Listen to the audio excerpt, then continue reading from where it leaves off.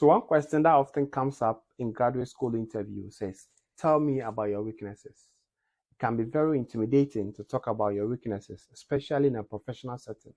But it's also important to approach this question with honesty and self-awareness. So here is my 5 steps in answering the dreaded tell me about your weaknesses question in a graduate school interview. So step 1, you need to be honest. Step 2, focus on self-improvement. Step 3, use specific examples. Step 4, you have to put a positive spin on any attribute that you mention. And step 5 is practicing your answer. Let me give you a very bad example of answering this question. For example, saying, I struggle with my temper. While it's important to be honest about your weaknesses, discussing negative personality traits or behaviors is not a good idea in an interview.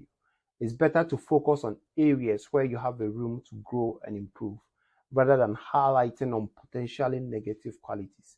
So let's look at a good example of how to answer this question. So here's an example. So you can say that I struggle with public speaking. And the way you go about it is to start by saying, one of my weaknesses is that I struggle with public speaking. I tend to get nervous and anxious when presenting in front of a group, and this sometimes affects my performance. However, I have learned to manage this weakness by preparing thoroughly for my presentations. I make sure to practice my delivery and use visual aids to help illustrate my points. I've also found it helpful to focus on my audience while presenting.